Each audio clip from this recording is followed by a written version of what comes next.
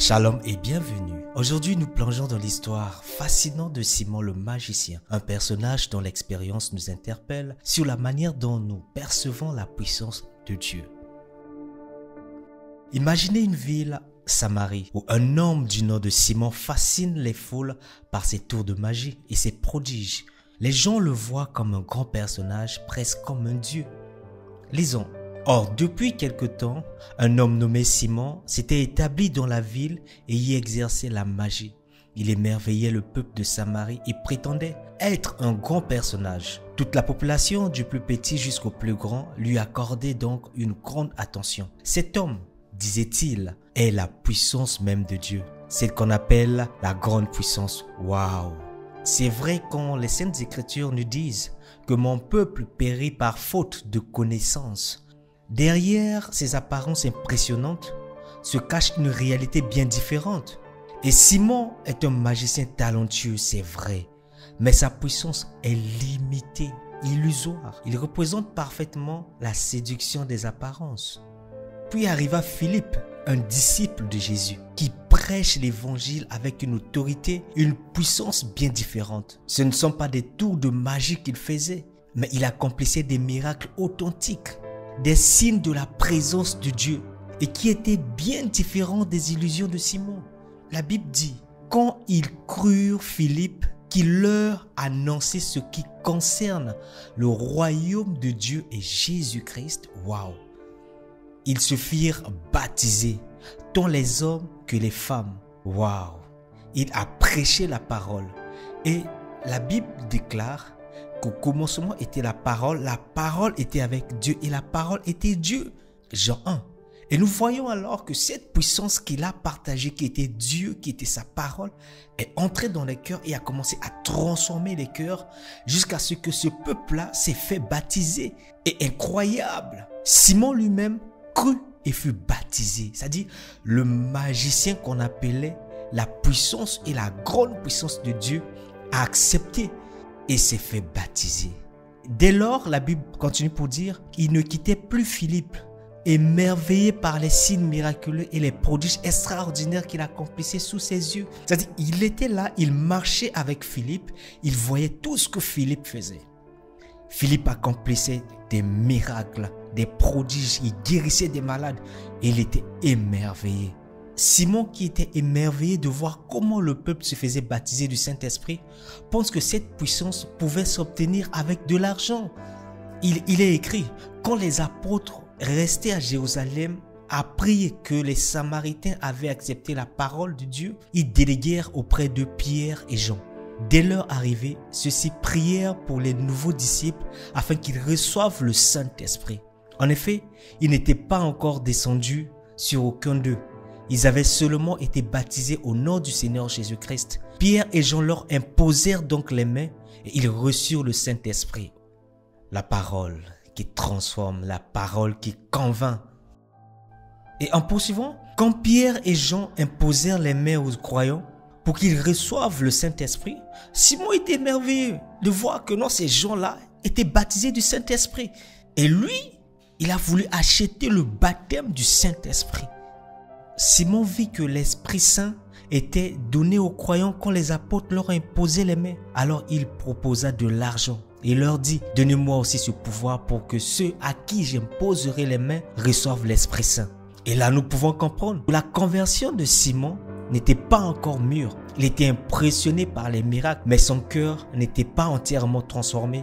Cela nous rappelle que la puissance de l'évangile ne se limite pas à des manifestations spectaculaires. Elle transforme les cœurs, elle change de vie. Et donc, si ton cœur n'est pas encore transformé et si la parole n'a pas encore creusé tout au fond de toi pour te donner la nouvelle identité d'enfant de Christ qui fait comme Christ, de croyant, de disciple de Christ, si la bonne nouvelle n'a pas encore transformé ton cœur, ça veut dire qu'il y a encore du travail à faire.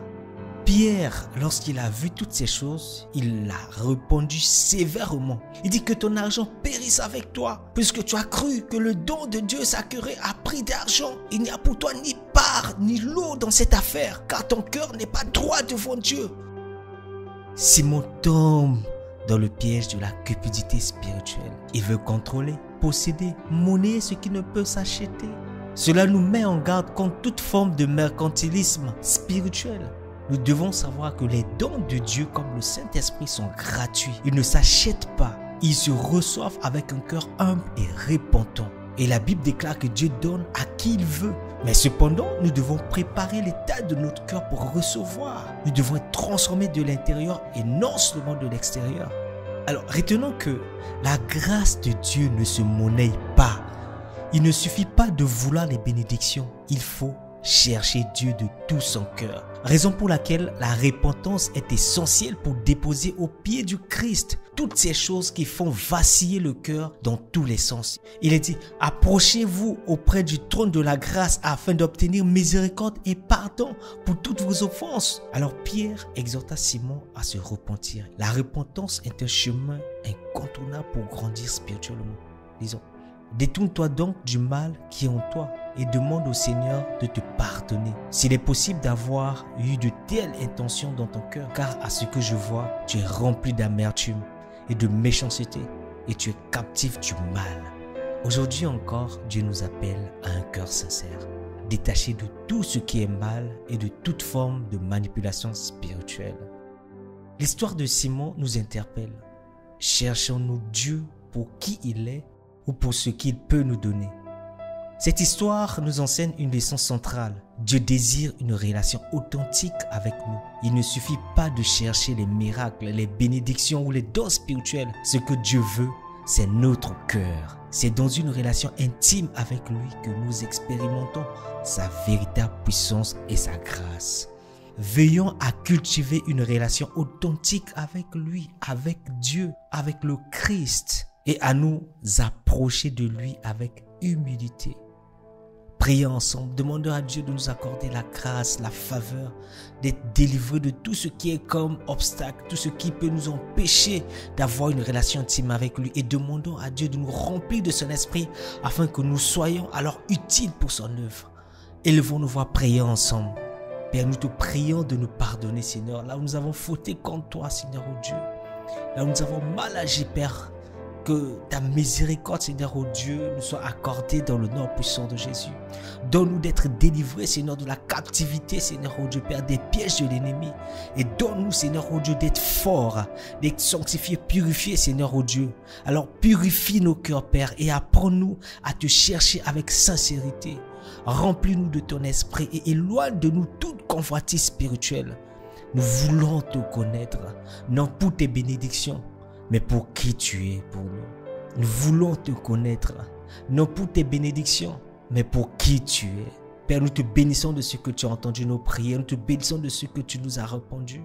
Que toute la gloire te revienne, Père, nous t'avons prié au nom puissant de Jésus-Christ. Amen. Merci d'avoir écouté ce podcast. N'oubliez pas de vous abonner et de partager cet épisode si vous l'avez trouvé inspirant. À la prochaine et que la paix de Dieu soit avec vous. Shalom.